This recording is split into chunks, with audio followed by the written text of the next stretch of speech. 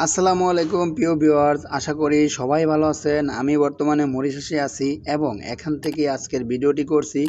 আপনারা অনেকেই আমাকে রিকোয়েস্ট করেছিলেন মরিশাসের চিকেন ফার্ম বা মুরগির কোম্পানির কাজ নিয়ে বিস্তারিত জানতে। বিশেষ করে যারা নতুন বিষয়ে আসার চেষ্টা করছেন তাদের মনে অনেক প্রশ্ন, সেখানে কাজ কেমন বা বেতন কেমন। আজকের এই ভিডিওর তথ্যগুলো একদম 100% নির্ভুল, কারণ আমার এক ঘনিষ্ঠ বন্ধু এই ইনোসেন্ট কোম্পানিতে কাজ করে কর্মরত আছে। আমি নিজে সেখানে গিয়ে সব দেখে এসেছি এবং বন্ধুর থেকে খুঁটিনাটি অনেক কিছুই জেনে নিয়েছি। আজ আমি আমার বন্ধুর সেই কাজের অভিজ্ঞতা এবং নিজের চোখে দেখা ভিডিও ফুটেজগুলো আপনাদের সাথে শেয়ার করব। তো প্রথমেই বলে রাখি, যারা চ্যানেলে নতুন আছেন, যদি ভিডিওটি ভালো লাগে অবশ্যই চ্যানেলটি সাবস্ক্রাইব করে সাথে থাকবেন। আর মরিশাসের সকল বিষয় জানার জন্য আমার চ্যানেলটিকে সাবস্ক্রাইব করে বেল আইকনটি বাজিয়ে দিবেন।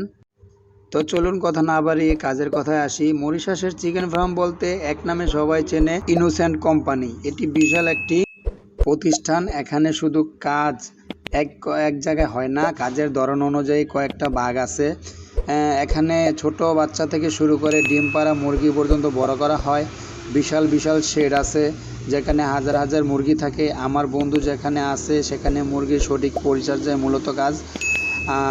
আপনাদের জন্য আপনাদের কাজ হতে পারে মুরগির সময় মতো খাবার দেওয়া, পানির লাইন ঠিক আছে কিনা তা দেখা এবং ফার্মের ভিতরটা পরিষ্কার পরিচ্ছন্ন রাখা। যারা মেইন সেক্টরে কাজ করবেন তাদের জন্য তাদের কাজ হবে মুরগির ড্রেসিং, কাটিং এবং প্যাকেটজাত করা। এখানে সুবিধা হলো পুরো কাজটাই এসির ভেতরে বা ঠান্ডা পরিবেশে কাজ করতে হয়। তো ডিউটি নিয়ে অনেকই কৌতূহল। এবার আসি ডিউটির বিষয়ে। মরিশাসে এই ফার্মগুলোতে কাজের নিয়ম খুবই গোছানো।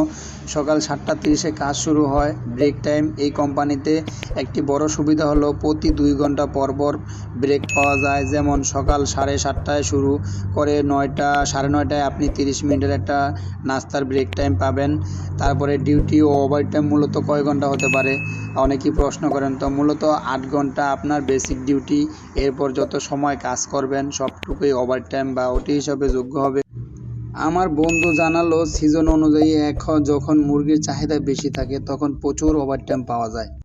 অনেকে জানতে চান অন্য কাজের তুলনায় এখানে লাভ কেমন। আমার বন্ধুর বেতন এবং ওভারটাইমের হিসাব থেকে যা বুঝলাম, আপনি যদি একটু পরিশ্রমী হন তবে এখান থেকে ভালো টাকা জমানো সম্ভব।